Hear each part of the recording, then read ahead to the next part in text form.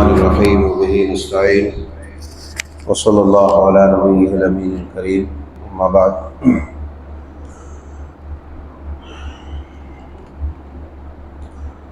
عن ابی ہریرہ رضی اللہ تعالی عنہ قال قال رسول اللہ صلی اللہ علیہ وسلم اجتنبوا السبع الموبقات قالوا یا رسول اللہ صلی اللہ علیہ وسلم وما ہن قال الشرک باللہ والسحر وقتل النفس التي حرم اللہ الا بالحق وأكل الربا وأكل مال اليتيم وتولي يوم الزحف وقذف المحصنات الغافلات المؤمنات۔ صحیح بخاری اور صحیح مسلم کی یہ حدیث پاک بڑی ہی مشہور ہے۔ ان میں اس حدیث پاک میں ایسے چند کبیرہ اور بڑے گناہوں کا تذکرہ ہے۔ یوں تو بڑے گناہوں کی فہرست بڑی لمبی ہے، مگر اس حدیث پاک میں جن بڑے گناہوں کا خاص اہتمام کیا گیا ہے، بچانے کا تلقین کی گئی ہے بچنے کی، وہ 7 ایسے جرائم ہے کہ جس کے کرنے کے بعد انسان کی دنیا بھی تباہ ہو جاتی ہے اور آخرت بھی برباد ہو جاتی ہے۔ وہ کون سی ہے؟ صحابہ اکرام علیہم الرضوان نے سوال کیا، وما ہن یا رسول اللہ صلی اللہ علیہ وسلم، اے اللہ کے پیارے حبیب علیہ السلام، وہ 7 مہلکات، 7 موبقات، 7 ہلاک کر دینے والے جرائم کیا ہیں؟ آپ نے سب سے پہلا جو جرم بتایا، جس کو قرآن پاک میں جرم عظیم سے تعبیر کیا ہے، جس کو جرم عظیم اور ظلم عظیم بھی کہا گیا، فرمایا الشرک باللہ، اللہ کے ساتھ کسی بھی چیز کو یا کسی کو شریک ٹھہرا دینا۔ کسی بھی چیز کو یا کسی کو، انسان بعض دفعہ صرف جن اور انسان اور فرشتوں کو ہی شریک نہیں ٹھہراتا، بلکہ انسان بہت ساری ایسی چیزیں جو بے سود، بے جان اور بے کام کی ہوتی ہے، ان چیزوں کو بھی اللہ کے شریک ٹھہرا دیتے۔ مثال کے طور پر میں یہاں 2 سے 3 باتیں ذکر کرنا چاہوں گا۔ پہلی جو چیز ہے وہ یہ ہے کہ آدمی انسان اور جن کو چھوڑ کر، انسان اور جن کو تو لوگ اللہ کو چھوڑ کر پوجتے ہی ہیں نعوذ باللہ، مگر انسان پتھر کو، درخت کو، ہوا کو، پانی کو، بادل کو، یہ ایسی مخلوق ہے جو انسان اور جن کی طرح نہیں ہے۔ اسی طریقے سے انسان دھاگے کو، آپ دیکھتے ہیں دھاگے کے اوپر اعتماد اور بھروسہ۔ شرک کیا چیز ہے؟ شرک یہ ہے کہ اللہ تبارک و تعالیٰ کے لیے جو چیزیں خاص ہیں، عبادت اللہ تبارک و تعالیٰ کے لیے خاص ہے، دعا اللہ کے لیے خاص ہے، اعتماد اور بھروسہ توکل اللہ کے اوپر ہی خاص ہے کہ وہی ہر مشکلات سے نجات دینے والا ہے، ہر پرابلمس کو سالو کرنے والا، ہر پریشانی سے نکالنے والا اللہ ہی ہے۔ جب اللہ ہی ہے تو ان تمام چیزوں کا اگر حل کہیں اور سے نکالنے کی انسان کوشش کرے تو اس نے اللہ کی طاقت کے ساتھ شرک کیا، اللہ کی توحید میں خیانت کیا۔ مثلا ابھی آپ دیکھ رہے ہوں گے کیا نوجوان مرد ہے، عورت ہے، لوگوں کے، نوجوانوں کے پیروں میں کالا دھاگا ہوگا، ایک کالا دھاگا ہوگا جو شرک کا چور دروازہ ہے، شرک کا چور دروازہ ہے۔ اس دروازے سے شرک کی دنیا میں داخل ہوتے ہیں لوگ۔ کالا دھاگا باندھتے ہیں، کیا باندھتے ہیں، کیوں باندھتے ہیں؟ انہی سے پوچھا جائے، معلوم یہ ہوتا ہے پوچھنے کے بعد کہ یہ نظر بد سے ہے یا کسی اور بیماری سے ہے۔ اگر نظر بد سے بچنے کے لیے کالے دھاگے کا استعمال کرتا ہے تو اس نے اللہ کی توحید میں خیانت کیا کہ نظر بد یا کسی بھی طریقے کے شر سے بچانے والا صرف اور صرف اللہ وحدہ لا شریک ذی الجبروت والملکوت ذو القوۃ المتین ہے، اس کے سوا کوئی دھاگا، کوئی پاگا، کوئی بابا، کوئی آبا بھی نہیں بچا سکتا، کوئی جن بھی نہیں بچا سکتا، کوئی بھی نہیں۔ تو یہ دھاگا بھی شرک کا چور دروازہ ہے۔ اب اس کے علاوہ تعویذ ہے، گنڈے ہے، پلیت ہے۔ دیکھو یہ رمضان المبارک کا مہینہ ہے، اگر روزے رکھتے ہیں ہم، کتنی مشقتوں سے رکھتے ہیں، بھوک لگتی ہے، پیاس لگتی ہے، جو ہے پسندیدہ چیزوں کو چھوڑ دیتے ہیں، ناپسندیدہ تو چھوڑو، پسندیدہ چیزیں جو عام دنوں میں حلال ہیں اسے بھی ترک کر دیتے ہیں۔ غرض یہ کہ اپنی خواہشات کو کچل کر کے رکھ دیتے ہیں۔ اتنا سب کچھ کرنے کے بعد اگر میرے کچھ عمل کی وجہ سے میرا یہ اجر ضائع ہو جاتا ہے تو میرے لیے کتنی بڑی بدبختی کی بات ہے۔ ذرا تصور فرمائیے، آپ ذرا تصور کیجئے، غور کیجئے کہ کتنی بڑی بدبختی ہے کہ میری جو ہے بدعقیدگی کی وجہ سے میرا یہ ثواب، میرا یہ اجر، میری یہ نیکی جو اللہ تبارک و تعالیٰ نے صیام و قیام میں رکھا ہے، روزے میں رکھا ہے، تراویح میں رکھا ہے، اور اگر ضائع ہو جا رہا ہے۔ بہت سارے ہمارے نوجوان بھائی ایسے ابھی بھی ہیں، مسجد میں آ کے نماز پڑھ رہے، روزے رکھ رہے، مگر بہتوں کے کالے دھاگے پیروں میں بندھے ہوئے، کسی کے گردن میں بندھے ہوئے، کسی کے یہاں کڑے لگے ہوئے۔ تو یہ سب کے سب آپ کے ثواب اور اجر کو برباد کرنے والے اعمال ہیں۔ اپنے آپ کو پہلے شرک کی گندگیوں سے کلی طور پر پاک کریں، تبھی آپ کا یہ سہنا، یہ اپاس، یہ روزہ، یہ عبادت، یہ اطاعت کام میں آئیں گے، نہیں تو پھر یہ سب کے سب ضائع ہو جائیں گے۔ کیونکہ یہ تمام چیزیں، مصیبتوں سے نجات دینا، مصیبتوں میں ڈالنا، پریشانیوں سے نکالنا، انسان کی حاجتیں پوری کرنا، یہ سب کے سب اللہ کے ذمہ ہے۔ لہٰذا ان تمام چیزوں کے معاملے میں اللہ تبارک و تعالیٰ سے رجوع کرنی چاہیے، کیونکہ شرک ایک اتنی بڑی خیانت ہے، اتنی بڑی خیانت ہے کہ ہم اس بات سے سمجھ سکتے ہیں کہ اللہ تبارک و تعالیٰ جو تمام دنیا کل کائنات کا مالک ہے، جس نے سب کچھ ہمیں دیا ہے، اگر ہم اس کے حق کو ضائع کریں اور اس کے ساتھ شرک کریں تو کتنی بڑی خیانت ہوگی اور کتنا اللہ کو غضبناک ہونا چاہیے۔ جبکہ ایک انسان اس کی پراپرٹی، اس کی جائیداد، یا اس کی بیوی رہے، اس کی بہن رہے، یا اس کے کوئی اور رشتہ دار رہے، اگر کسی غیر کی طرف مائل ہو یا غیر سے تعلق استوار کرے یا غیر سے جو ہے رابطہ رکھے جس سے نکاح نہیں ہوا ہو، ایسے غیر سے تعلق رکھنے پر یا ایسوں کی طرف جھانکنے پر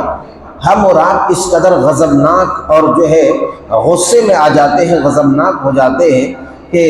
اس حد تک جاتے ہیں کہ اس کو توڑ اور مروڑ کر رکھ دیا جائے۔ کیوں؟ کہ یہ جو ہے اس کا حق نہیں ہے، یہ اس کا حق نہیں ہے، اس کے لیے حلال نہیں ہے، اس کے ہاتھ میں، اس کی ملکیت میں نہیں آئی، اس کے عقد میں نہیں آئی، اس کے نکاح میں نہیں آئی۔ یا ایک انسان کی بیوی ہی کسی اپنے سگوں کے ساتھ دوستی اور یاری کرے تو اس کو کتنا غصہ آئے گا کہ یہ میری ہے، میں اس کی حفاظت، میں اس کی صیانت، میں اس کی دیکھ ریکھ، میں اس پر خرچ کرتا ہوں، اور جو ہے میرے رشتہ دار کے پاس جاتی ہے، میرے رشتہ دار سے، میرے دوستوں سے تعلق قائم کرتی ہے۔ تو یہ اتنا بڑا جب آپ کو غصہ آ سکتا ہے، آپ غضبناک ہو سکتے ہیں، تو یہ تمام کائنات کا مالک و مولا رب العالمین جس نے سب کچھ آپ کو دیا ہے اور یہ تمام چیزیں آپ کو عطا کی ہے، جس سے آپ زندہ اور پابندہ ہیں، صحیح سلامت ہے، اگر اس کے حق میں خیانت کریں، حق تلفی کریں اور اس کی توحید میں جو ہے سرنگ کریں، شرک کریں، تو اس کو کیسے برداشت ہو سکتا ہے؟ یہی وجہ ہے کہ حضرت عبداللہ ابن مسعود رضی اللہ تعالیٰ عنہ نے رسول اللہ صلی اللہ علیہ وسلم سے پوچھا کہ اللہ کے رسول صلی اللہ علیہ وسلم، سب سے بڑا گناہ کیا ہے جس سے اللہ تبارک و تعالیٰ غصے میں آتا ہے، یا سب سے بڑا گناہ کیا ہے، سب سے بڑا جرم کیا ہے؟ آپ علیہ السلام نے فرمایا ان تجعل للہ ندا وہو خلقک، سب سے بڑا گناہ یہ ہے کہ اللہ تبارک و تعالیٰ نے تمہیں پیدا کیا ہے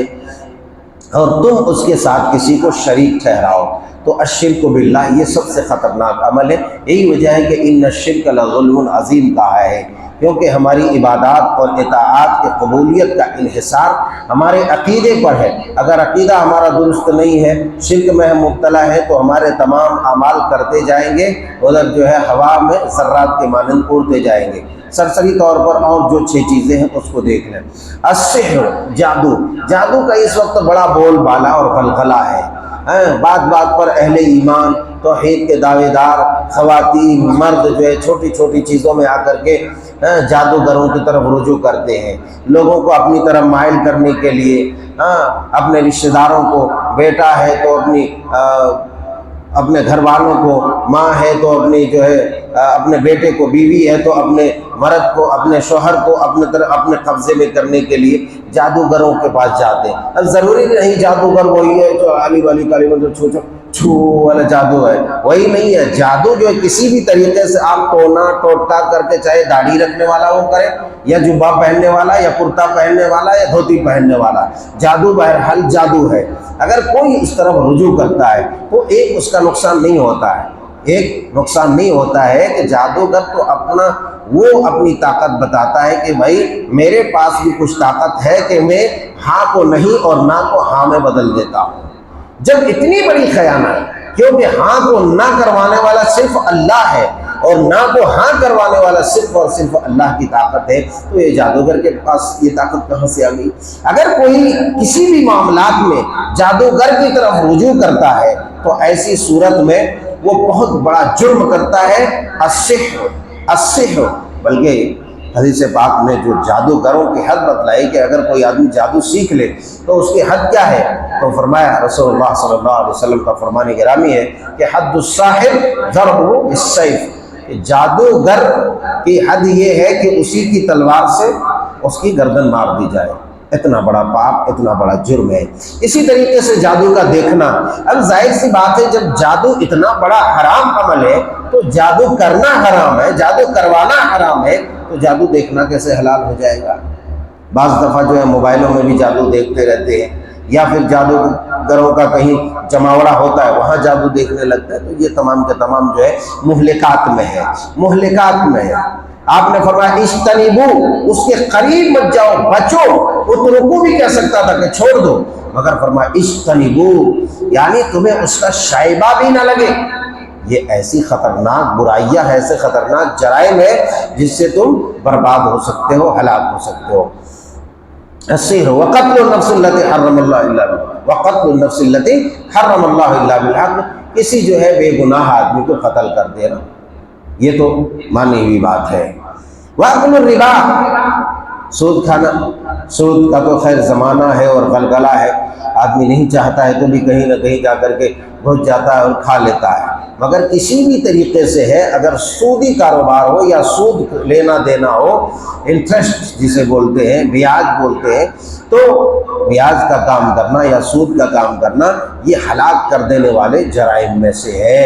اکل الربا واکل مال الیتیم، اسی طریقے سے یتیموں کا مال ہڑپ کرنا، یتیموں کا مال کھانا۔ اب چاہے کسی بھی طریقے سے یتیم کا مال ناجائز طور پر کھائے، ایک ہوتا ہے جائز طور پر کھانا، ایک ہوتا ہے ناجائز طور پر، تو جائز بھی کیا ہے اور ناجائز کیا ہے، یہ ہر عقل مند کو اس بات کا علم ہے، لہٰذا یہاں اس پر تبصرہ نہیں ہوگا۔ ناجائز طریقے سے اگر کسی بھی یتیم کا مال ہڑپ کرتا ہے تو ایسی صورت میں گویا کہ اس کی دنیا بھی برباد ہو گئی، آخرت بھی برباد ہو گئی۔ وَأَكْلُ مَالِ الْيَتِيمِ مُتَوَلِّ يَوْمَ الزَّحْفِ، اور ایک چیز جو بتائی گئی کہ میدان جنگ سے بھاگنا،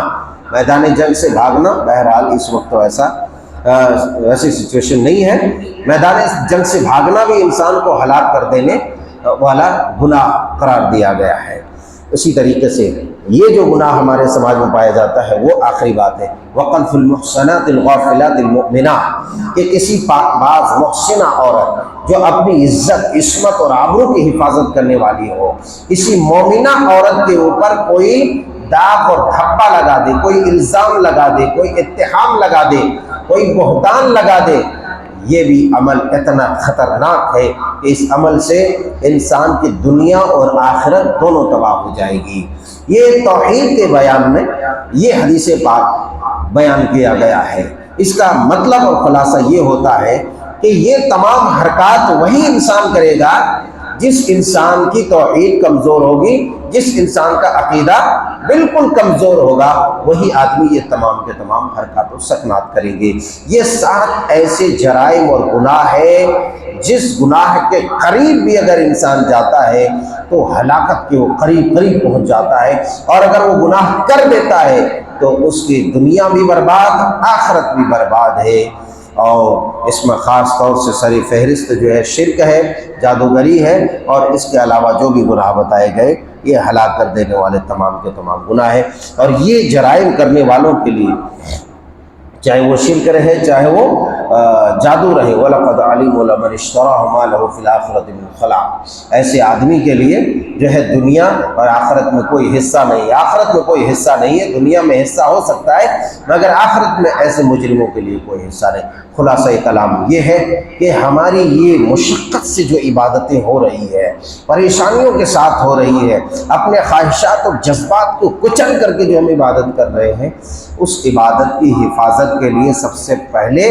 ہمیں شرک جیسی خطرناک برائی سے اپنے آپ کو پاک کرنا ہے۔ اور میں نے چھوٹے چھوٹے ایک دو مثال کے ساتھ پہلے ہمیں سمجھانے کی کوشش کی۔ اللہ جل وعلا شانہ و سبحانہ و تعالیٰ سے دعا ہے کہ مولا کریم ہمیں خاص طور سے ان تمام مہلکات سے تمام مومن و مسلمانوں کو محفوظ فرما،